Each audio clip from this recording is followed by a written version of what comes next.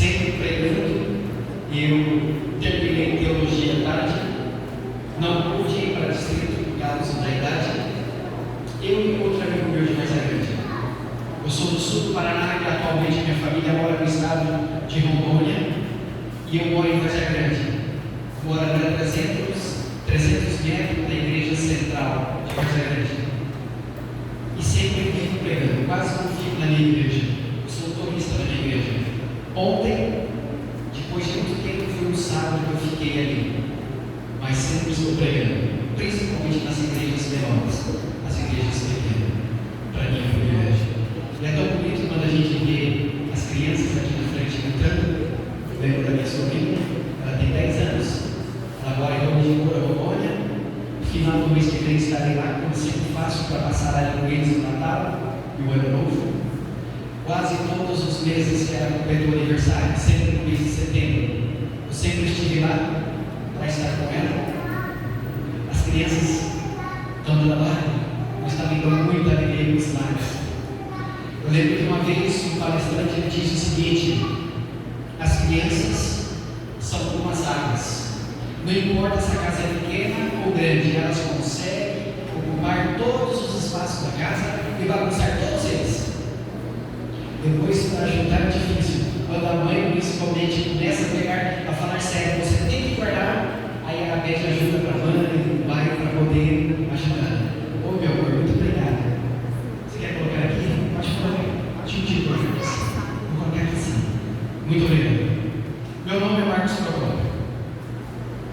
Vamos abrir nossas Bíblias. 1 de Coríntios 2, versículo 9. Assim como estamos, uma vez mais, vamos falar com Deus. Obrigado, Senhor Deus, pelas bênçãos concedidas. Obrigado pela vida. Obrigado pela saúde. Obrigado por permitir que nesta noite de domingo pudéssemos estar dentro do teu santo templo, louvando e agradecendo o teu santo nome. Neste momento, a tua palavra está sendo aberta. Capacite-me, Senhor, para que eu possa falar, não de mim mesmo, mas que eu possa falar inspirado pelo poder do Espírito Santo, em nome de Jesus. Amém. Em algum momento da sua vida, eu acredito que você, longe das grandes luzes das cidades, à noite você olhou para o céu, de repente você pode ter visto ali o céu estrelado. Houve alguns momentos na minha vida que, olhando para o céu, eu observava tantas estrelas que haviam lá, que aparentemente entre uma estrela e outra o espaço era tão pequeno que não cabia uma estrela. Até um mês atrás, em algumas igrejas por onde passava, e quando eu fazia este sermão, pensando no céu, que é o tema de hoje à noite, eu dizia, porque eram dados atualizados, que a maior estrela descoberta pelo homem da constelação Escotudo, ela levou o nome de Spot. Ela era 5 bilhões de vezes maior que o Sol, que por sua vez o Sol é 1 bilhão e 300 milhões de vezes maior que a Terra. Até então eu dizia isso, mas até um mês atrás, dados atualizados nos dizem que descobriram uma nova estrela. Vocês observam aí no céu que existem muitas estrelas. E essas estrelas e essa estrela que eles descobriram agora ela é simplesmente 10 bilhões de vezes maior que o Sol. Ellen White, em 3 passagens especial, e cito aqui 2 delas. 25, página 110. Primeiro escrito, página 41. Ellen White menciona que Jesus virá pela constelação de Órios, pela nebulosa de Órios. Imagine-se essas estrelas. Você tem noção do espaço entre 2 estrelas mais próximas no universo? Segure. 47 trilhões de quilômetros. Espaço entre 2 estrelas mais próximas do céu. Mas como isso pode acontecer? Dá uma olhada nessa foto que vocês estão vendo aí. direito não tem espaço, né? Pois é. Por que eu estou dizendo isso? Porque vamos falar de um tema específico, pensando no céu. E nós, como os adventistas do sétimo dia, que conhecemos as Escrituras de Gênesis e Apocalipse, quantos anos dentro da igreja estudando a palavra de Deus, ouvindo pregadores que já descansaram, assim como o saudoso pastor Roberto Rabelo, que dizia aquela famosa frase: uma mensagem de fé e esperança que anuncia a volta de Jesus. O saudoso pastor Roberto Rabelo descansou e não pôde ver Jesus voltar. E é desse Deus que eu quero falar, que criou o universo. Se nós pudéssemos viajar hoje segundo os dados atualizados, a astronomia, eles fazem cálculos, eles estudam matemática para chegar ao denominador comum. Se nós pudéssemos viajar hoje à velocidade da luz a 300 mil quilômetros por segundo, 300 mil quilômetros por segundo, daqui até a nebulosa de Órion, por onde Ellen White diz que Jesus voltará, levaríamos 1500 anos. Em outras palavras, se nós hoje, seres humanos, pudéssemos viajar na velocidade de 2 sombras, New Horizonte, ou a sombra Voyage, a uma velocidade de 64 mil km por hora, não 300 mil por segundo, a 64 mil km por hora, levaríamos 800 mil gerações. Vamos abrir nossas Bíblias em 1 Coríntios 2, versículo 9, e no final nós vamos ler este versículo novamente. E aqui diz o seguinte: mas como está escrito, as coisas que os olhos não viram, nem ouvidos ouviram, nem penetraram ao coração do homem, nem penetraram ao coração da mulher, não penetrou ao coração do ser humano, é que Deus está preparando para aqueles que os amam. Eu estava observando essas crianças aqui cantando na frente, e no final elas voltaram novamente. Vou pedir principalmente a pequenininha um pouquinho mais aqui em cima para aparecer melhor no vídeo. E quando chegar na minha casa, eu quero enviar a foto delas, o vídeo delas, para minha sobrinha, ela está lá em Curitiba. A Ellen White nos fala que quando os pais educam as crianças no caminho de Deus, por exemplo, esta menorzinha, até os 7 anos de idade, se porventura, após 7 anos de idade, dentro da igreja, os pais saírem e a criança sair também, Ellen White diz que ela levará consigo, enquanto respirar, enquanto Jesus não voltar, os conhecimentos, os estudos dentro da igreja, muitas das vezes até dorme, mas o subconsciente das crianças, o nosso é diferente, trabalha, e mesmo dormindo dentro da igreja, elas conseguem ouvir e gravar. E aqui, em João 14, de 1 a 13, Jesus estava diante da Jerusalém antiga, ali no Monte das Oliveiras. Ele declarou algo interessante, mas o fato é que muitas coisas que nós conhecemos nessa vida um dia verão fim. Jesus proclamou o céu como lugar real, e a promessa está sendo feita em João 14, de 1 a 3, onde diz o quê? Não se turbe o vosso coração, meus filhos. Ele estava prestes ali a ascender aos céus, e ele disse: credes em Deus e crede também em mim.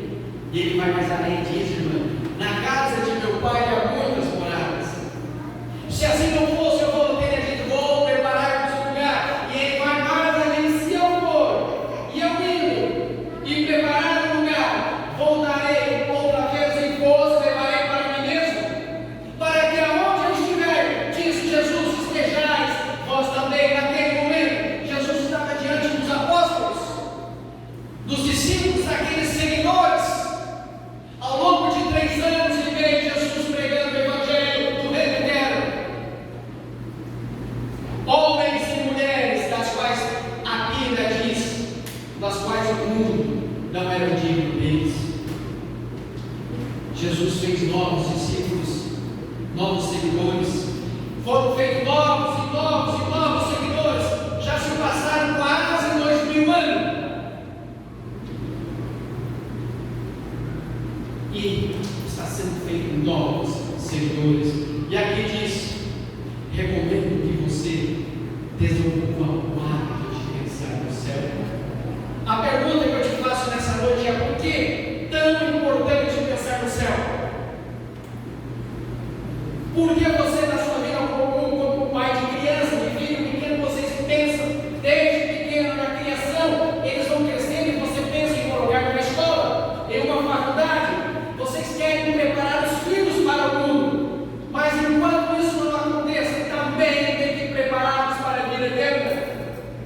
Pensar no céu para você recordar de pessoas que você ama, pessoas que você amava, que por um motivo ou outro não estão mais nas fileiras deste banco desta igreja, pessoas que pararam de respirar. Quantas pessoas que vocês conheciam que ao longo da pandemia descansaram? Quantas pessoas que estão nessa noite perderam alguém que falava, alguém que amava?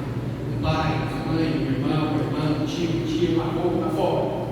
Sonha em vê-los novamente. E em 1 Tessalonicenses 4, versículos 16 e 17, diz assim: porque mesmo o Senhor Deus descerá no céu com grande brado, a voz do arcanjo, a trombeta de Deus, e os que morreram em Cristo ressuscitarão primeiro. Está falando, quando Jesus voltar, e agora os que morreram em Cristo ressuscitarão primeiro. Quando eu estudava teologia, partes eu fiz em Costa Rica, na América Central, e partes eu fiz na Espanha. E um dia desses estava ouvindo um pastor aposentado nos Estados Unidos, da Igreja Adventista, que ele fazia um sermão das quais me interessei muito. Escrevia aquele sermão e lá em Costa Rica, em espanhol, eu tentava transmiti-lo a algumas igrejas. Houve um momento que um dos irmãos em El Salvador, quando eu estava lá fora cumprimentando, me chamou à parte e disse que eu estava pregando heresias dentro da igreja. Mesmo eu tendo passado todas as evidências, qual foi a heresia? Porque eu disse que agora, na volta de Jesus, pouco antes da volta de Jesus, haverá uma ressurreição parcial e especial. E fundamentado nisso, ele não prestou atenção no restante do sermão e lá fora, Cristo crucificado. Quando Jesus estava diante de Pilatos, e pela terceira vez Jesus pergunta: é você o Filho de Deus? O que Pilatos disse? O que Jesus disse? Eu sou. Quando questionado pela terceira vez, Jesus disse: eu sou. E você verá o Filho de Deus vindo das nuvens do céu com poder e... Como pode Pilatos ver Jesus voltando dos seres da nuvem? Apocalipse 1, versículo 7 diz: eis que todo olho verá, vindo, até mesmo quem? Aqueles que traspassaram, e a Jesus. E Ellen White, no grande conflito, página 638 em diante, Ellen White menciona que pouco antes da volta de Jesus haverá uma ressurreição parcial e especial. Quando Jesus morreu na sexta-feira à tarde, ele foi crucificado, ele deu o último brado. A Bíblia menciona que túmulos o quê? Se abriram. Na sexta-feira à tarde, túmulos se abriram. No domingo pela manhã, quando Jesus ressuscitou, quando o anjo Gabriel veio e disse: Jesus, o teu Pai te chama, sai para fora. Quando Jesus sai para fora, a Bíblia menciona e ele mais complementa aqueles túmulos que haviam sido abertos na sexta-feira à tarde.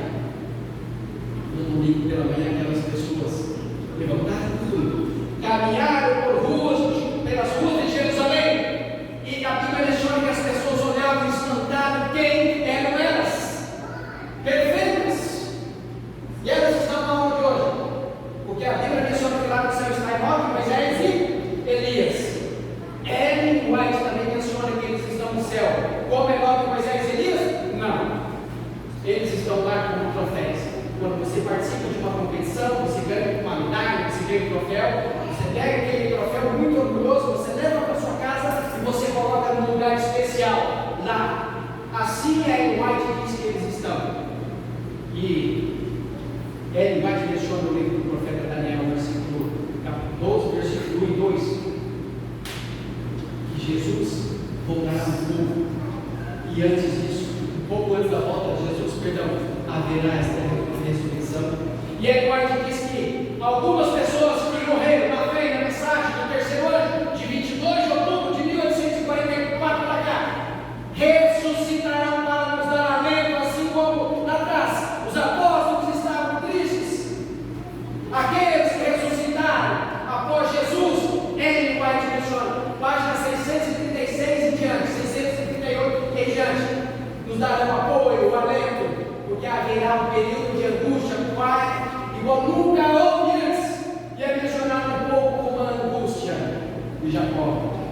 Quantos momentos da nossa vida nós já passamos por angústia e talvez ninguém saiba, e somente Jesus saiba?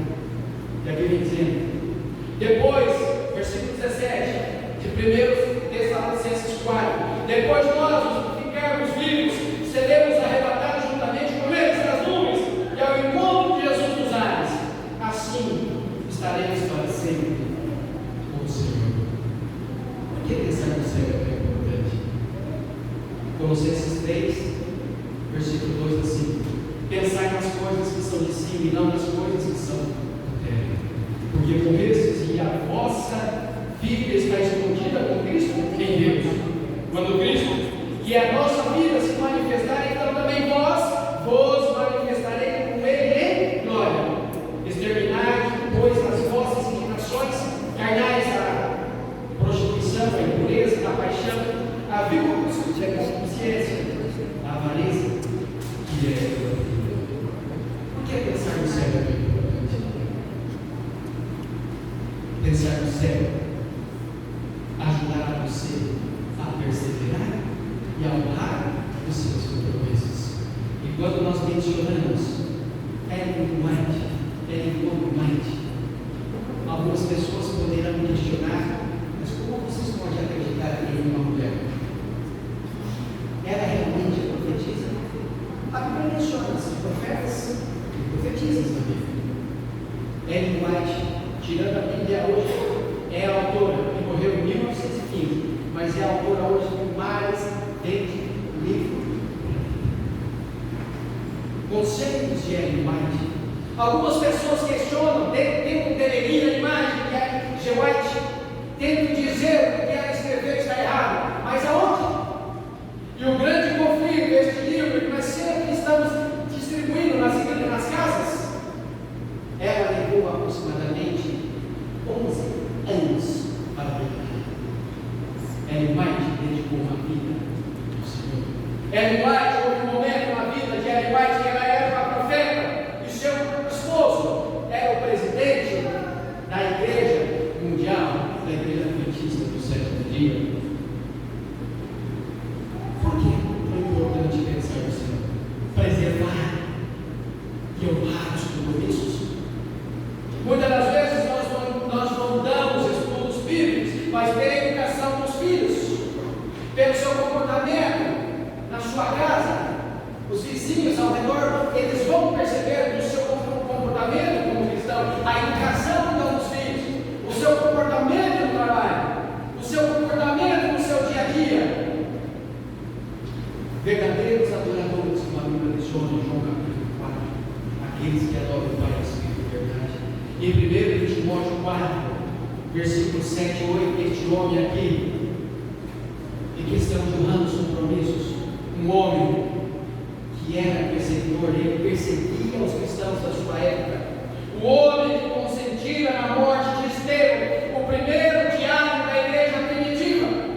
A Bíblia menciona que quando Estevão foi apedrejado, ele estava ali ao lado, observando e permitia. Ele fazia o que fazia, acreditando que estava certo. Mas precisava de haver uma transformação na vida daquele homem. Era poderoso e ele perseguia. E aqui agora, segundo Timóteo 4, versículos 7 e 8, estas palavras que o apóstolo Paulo descreveu. Os 2 últimos anos da Bíblia mencionam que era que perseguia, e agora ele era perseguidor. Ali, numa casa em Roma, alugado por 2 anos, ao seu lado havia um soldado romano.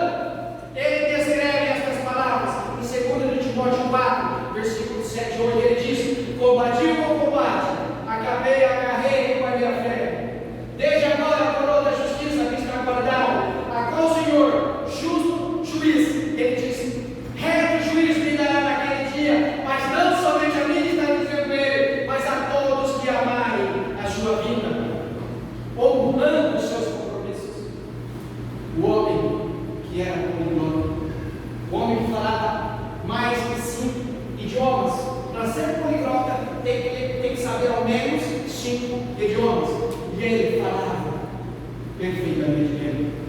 Ele não falava como algumas igrejas faziam, dom de línguas. No passado, quando apedrejaram Estevão, e ao lado estava Paulo, eles estavam apedrejando um homem que era cheio do Espírito de Deus. Por onde passava, as pessoas queriam ouvi-lo. Um homem que tinha sempre como pessoal com Deus, mas aquelas pessoas queriam apedrejar porque tinha inveja do que ele fazia. E era o costume da época, quando apedrejavam uma pessoa, eles enterravam a pessoa até a cintura.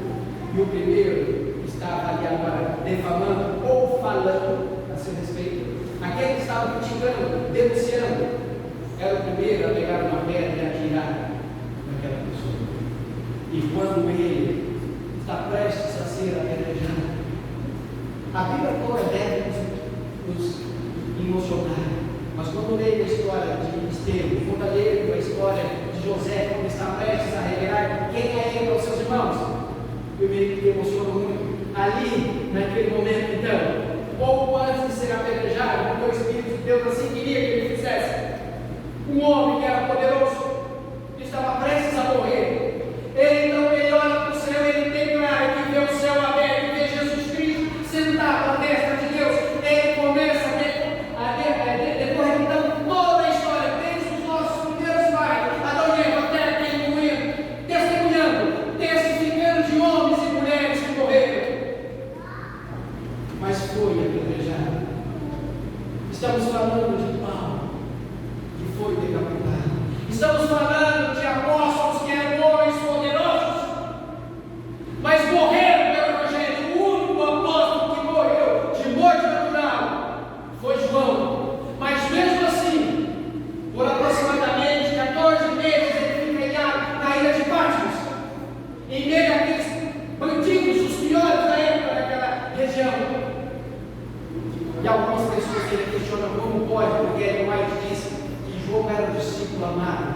Se ele era amado por Deus, como pode Deus permitir que ele ficasse ali na ilha de Patmos, cercado pelo mar Egeu por 14 meses? Mas quando nós lemos o livro do Apocalipse, ele descreve o céu de uma forma tão perfeita, para nossa mente é finita. Mas Deus ali,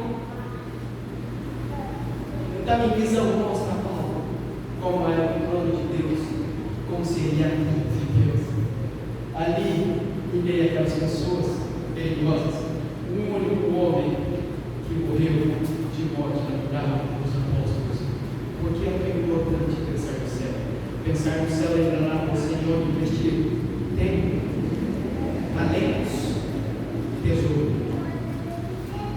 Não vou ser debatedor e perguntar para você se você tem que tirar a 10ª parte de 24 horas, ou seja, 2 horas e 40 minutos para Deus.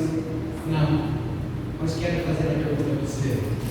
Ao menos 10 minutos pela manhã cedo, pela manhã quando você levanta.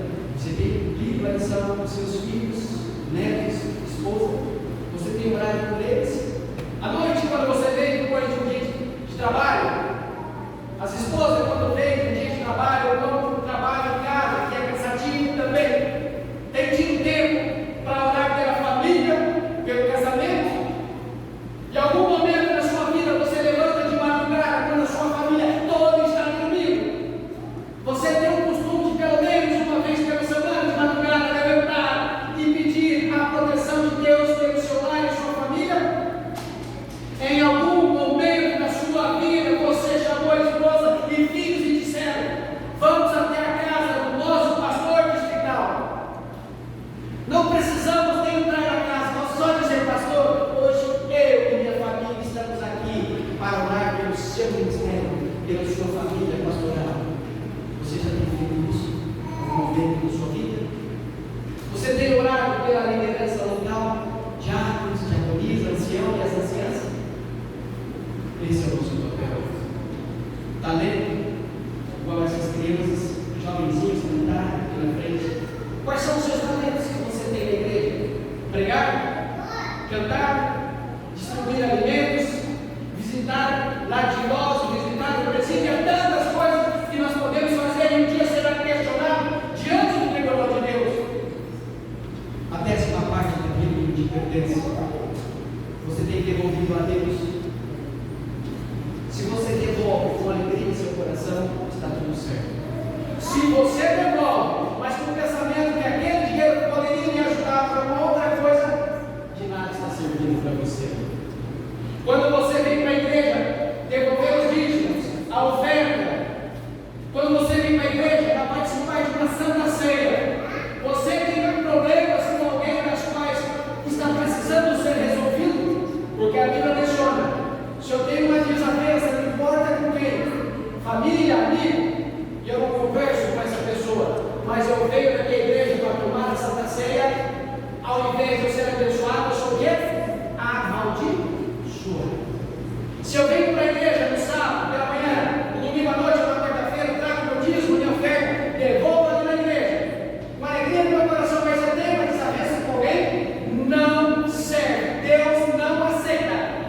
O que você está fazendo é devolvendo em vão. A Bíblia diz: deixa ali do lado, volta, reconcilia com o seu irmão e depois vem para a igreja para devolver. Pensar no céu. Pensar no céu, as suas recompensas moldará nossas prioridades. Em Mateus 19, versículo 21, um jovem rico, procurou Jesus. Estando diante de Jesus, ele observava Jesus, e nós fala que ele estava admirado de ouvir as palavras de alguém, e mal ele sabia que era o Criador do universo. Como é gostoso quando você vai para um sermão especial, uma programação especial na frente de você, ouve pregadores ou pregadoras, e você gosta tanto do sermão, o tempo passa e você não percebe. Porque você se identifica com aquele pregador ou pregadora e você gosta dele ou dela. Agora imagine se você, Jesus, por 3 anos e meio, viajando naquela região da Galileia toda, pregando, aquelas pessoas acompanhavam Jesus, uns porque gostavam de ouvir, outros porque queriam ver os milagres e poder de graça, outros sem querer ouviam e admiravam, mas queriam matá-lo, porque ele arrastava multidões por onde passava. E aqui então Jesus, o jovem rico, foi até Jesus: o que eu preciso para ser salvo? Jesus disse: guardar os mandamentos. Então ele disse para Jesus: mas isso eu já faço. Então Jesus disse: vai, vende o que tens, dá aos pobres, e terá um Deus por você. Vem, segue. Eu estou pregando para você aqui nessa noite, porque você ganha um bom dinheiro, você poupa porque você pensa na sua família, nos seus filhos, ou você é obrigado a dar esse dinheiro? Veja bem, nós moramos em uma região, na Baixada de Cuiabá, vamos falar de Cuiabá e Varzagueiro, mas qualquer parte da área é diferente. Eu já observei alguns momentos da minha vida, quando eu saía para a igreja, eu passava à frente de um bar, uma lanchonete, e eu observava que algumas pessoas estavam lá bebendo. Eu voltava da igreja para minha casa, passava pelo mesmo lugar, porque era o caminho de ida e volta, eu observava que aquelas pessoas estavam ali bebendo. E alguns especiais no dia amanhece, elas estão lá bebendo. São pessoas que muitas vezes são trabalhadores, mas o que eles ganham, o que eles gastam. Por exemplo, eu trabalho com imóveis aí em Varzagueiro. Eu tenho várias pessoas que administram imóveis. Eu sou corretor de imóveis, sou perito imobiliário, sou corretor público. Esse ano termino minha 7ª faculdade de negócios imobiliários. Inclusive, eu publiquei um livro com um título barato depois para as universidades. E um desses imóveis que eu administro tem uma peixaria.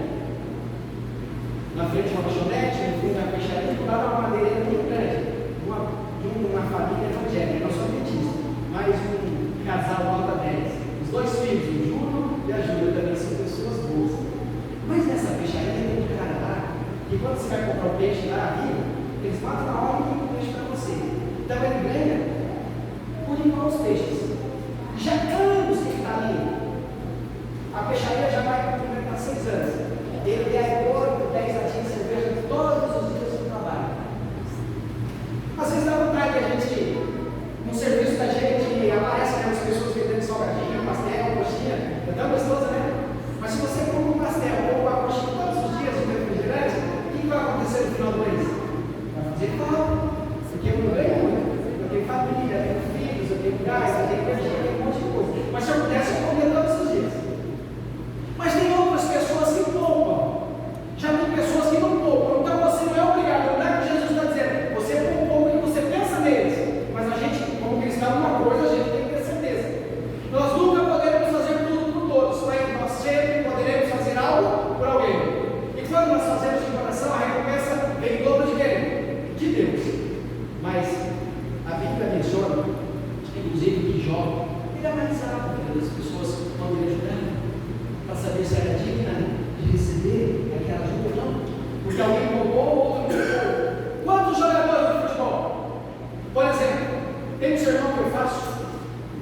e fala do filho pródigo.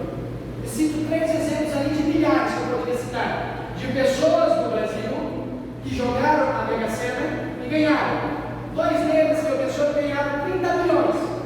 E um deles, que é do estado, não lembro o estado agora, ele ganhou R$500 mil, um picolezeiro. Em 6 meses, o picolezeiro perdeu tudo.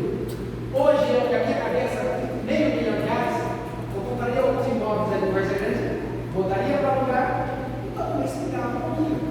Coisa que também no passado eu não tinha esse pensamento, eu gastava todo. Quando eu dou palestras motivacionais, eu falo sobre isso. Mas graças a Deus, que Deus está me dando essa oportunidade. Eu com 13 anos, você sabe onde eu fui estudar com 13 para 14 anos? No JAX, no Instituto Adventista do Rio Grande do Sul, lá na Serra Gaúcha.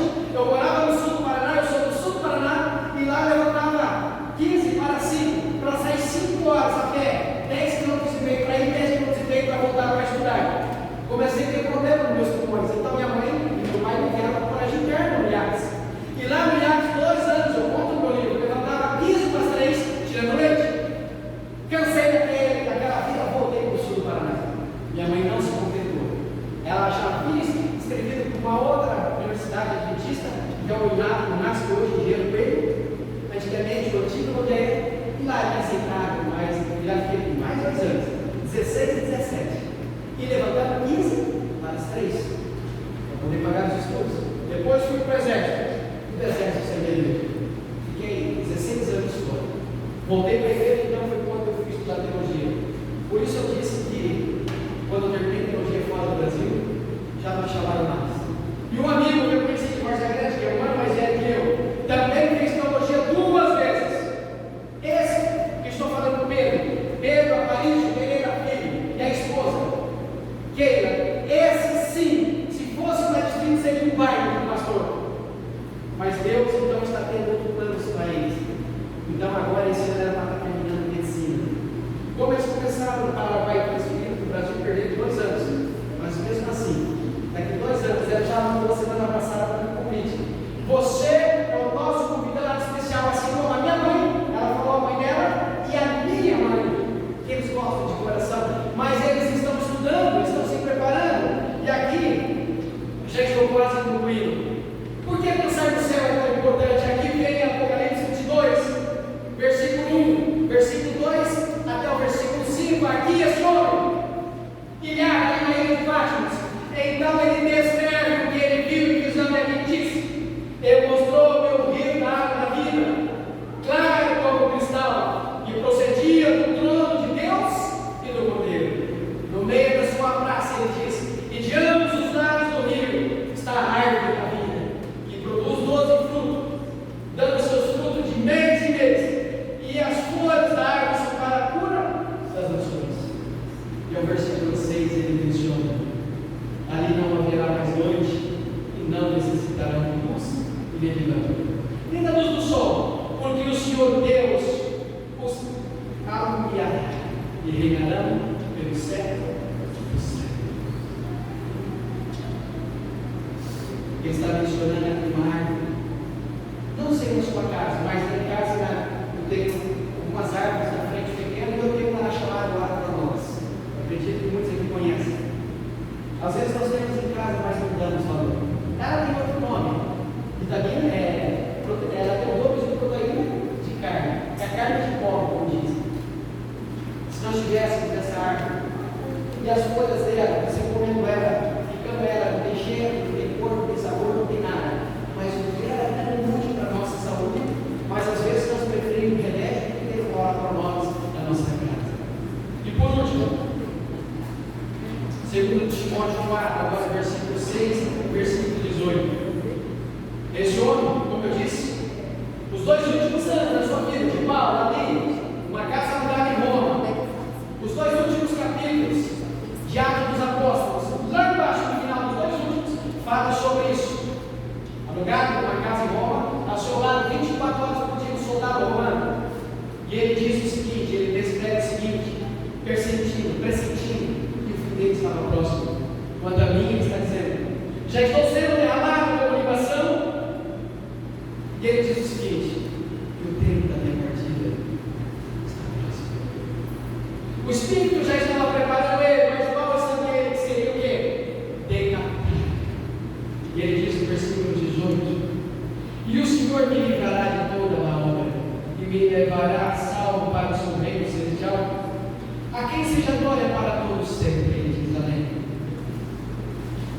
Às vezes, sem querer, pela TV ou pelas redes sociais, nós estamos observando o que está acontecendo no mundo. Nós estamos observando o que está acontecendo entre Israel e a faixa de Gaza, Israel e o Líbano. Como aquele pequeno povo, imagine-se essa parede, esse telão, vocês estão vendo aqui agora. Eu venho com uma caneta e faço um pontinho no meio desse telão. Assim é Israel, em comparação àquele universo árabe que ela está. Mas como pode uma nação tão pequena e tão poderosa? Por que Israel não é eliminado da face da terra hoje? O profeta Isaías descreveu uma vez e fez uma pergunta: pode uma nação nascer duas vezes? As armas que esses israelenses têm hoje, para que eles possam se manter vivos, mas ao lado existe um aliado forte chamado Estados Unidos de Norte-América. Quando os Estados Unidos retirarem o apoio sobre Israel, Israel estará vulnerável, humanamente falando, porque vai haver um momento que os Estados Unidos da Norte-América, ou o segundo poder, a segunda besta, a Bíblia menciona, a besta que surgiu da terra, fará que todos adorem a primeira. A segunda besta fará que todos adorem a primeira besta. O poder que surgiu da terra fará que todos adorem a primeira besta. E nós sabemos que a primeira besta está lá em Apocalipse, capítulo 17. Quando isso acontecer, possivelmente o período de angústia estará iniciando. Por ocasião deste momento, talvez nós nos saberemos se estivermos vivos. Mas o Espírito de Deus estará conosco. Quando começar o período de angústia, a porta da graça estará fechada. Quem está salvo, está salvo. Quem está perdido, está perdido. Agora é eleito um novo presidente dos Estados Unidos, chamado Donald Trump. E ele disse, após a comemoração em um lugar especial, e eles cantaram um hino, ele e a sua cúpula. E o hino que eles cantaram foi: Senhor meu Deus, quando eu maravilhado. Lembra do hinário, Martinhos 34? E ele disse, hoje, as TVs, CNN, Globo, News, enfim, todos eles dizem que Donald Trump, quando assumir dia 20 de janeiro, será o presidente mais poderoso dos Estados Unidos de todos os tempos. E esse homem já declarou, e os vídeos estão nas redes sociais, os americanos precisam voltar para Deus. E ele disse mais: cada americano seria bom se tivesse em sua casa a Bíblia. Jesus está voltando. Eu quero questionar algo especial para vocês. Ellen White, quando tinha 17 anos de idade, algumas amigas foram na casa de Ellen White e a convidaram para uma programação especial. Eu peguei no grupo, na casa de uma delas, chamada Eunice Hedges. 17 anos tinha garoto. Aos 17 anos, fraco, com pneumonia dupla nos pulmões, escarrando sangue com tuberculose. Ela não queria ir, mas o Espírito de Deus estava dizendo que ela deveria ir. Com 17 anos, essa garotinha debilitada vai até a casa daquela amiga Eunice Hedges. E ali eles estavam participando de um pequeno grupo de oração. Ellen White, naquela época, morava em Portland, no Maine, um dos estados mais pobres dos Estados Unidos. E de repente, quando ela estava orando ali junto ao altar da família, ela descreve algo dizendo: enquanto eu estava junto ao altar da família, primeiros Espíritos, página 14, o Espírito Santo sobreveio, o poder de Deus sobreveio sobre mim, e pareceu-me estar subindo cada vez mais alto. O chamado de Deus nesse momento se manifestou.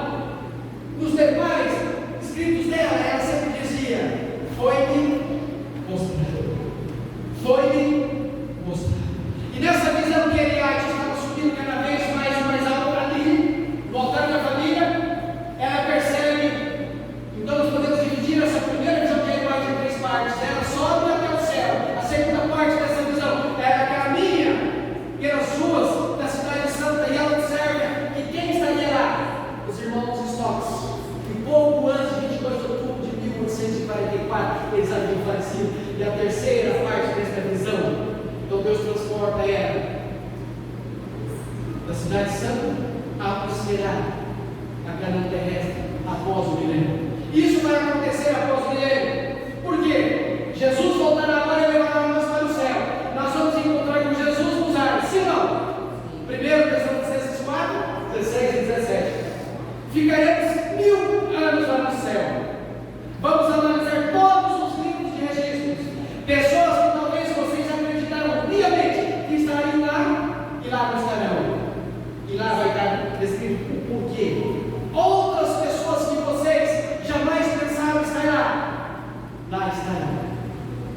Então, após o milênio, voltaremos. Uma profecia vai se cumprir no Velho Testamento, que joga por terra aquela teoria de que o Velho Testamento será abolido. Após o milênio, Zacarias 14, versículo 4.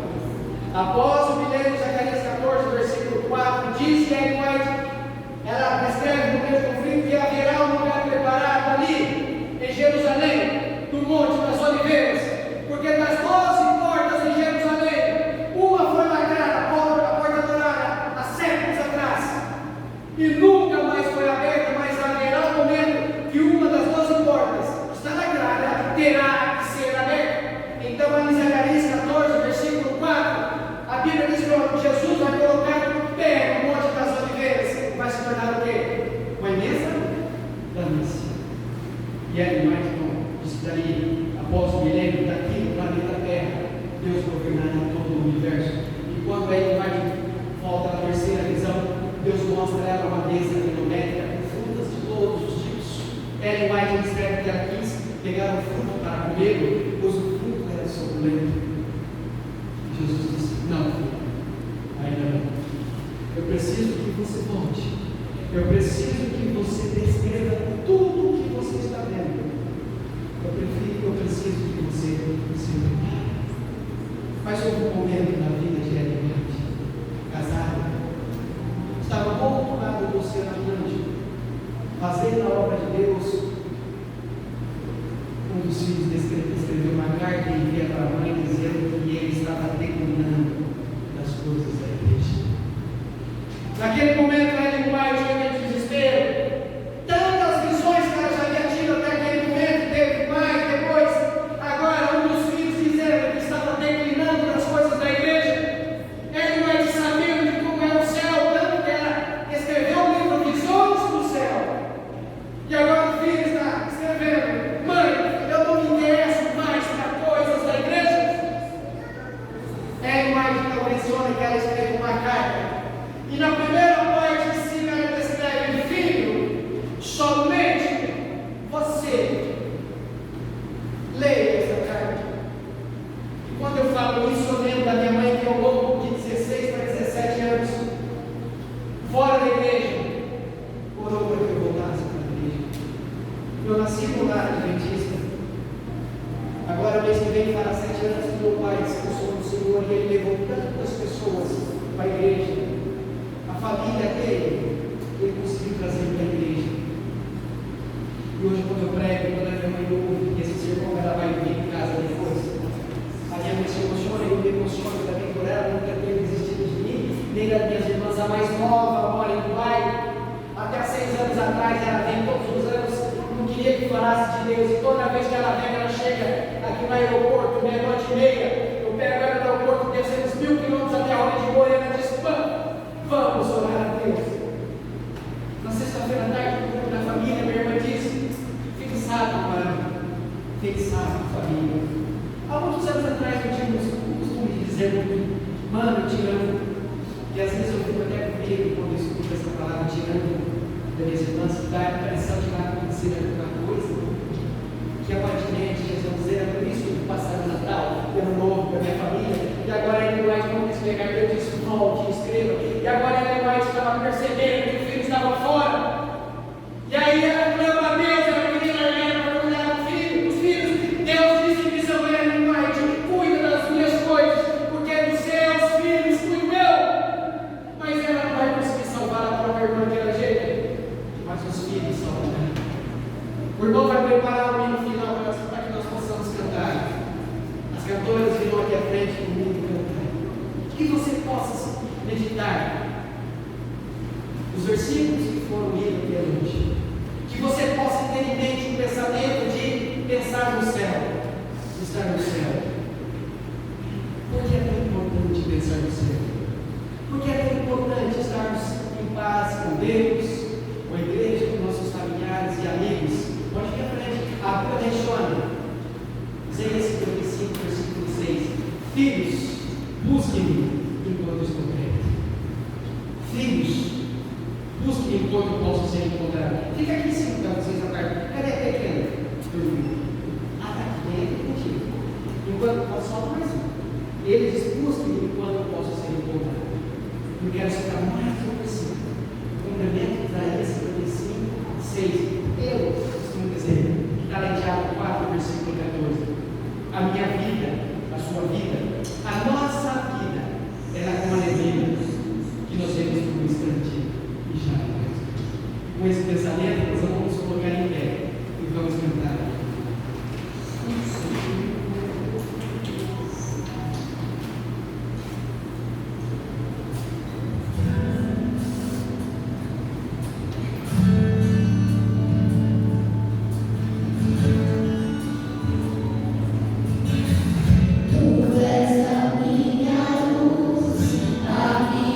Salvação e a ti me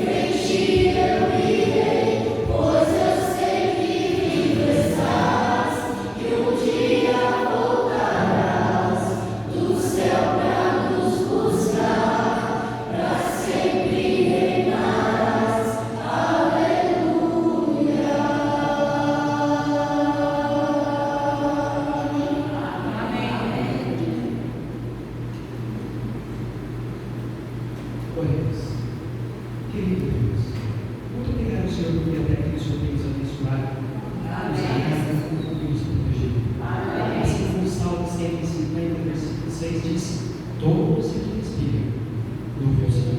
Amém. Essa programação especial, esses louvores aí cantados, a tua palavra escrita e lida, que seja para honrar e bendizer o teu Senhor.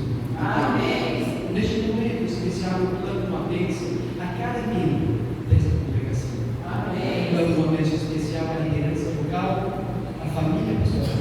Amém. E agora retornarmos aos nossos lares, pedimos humildemente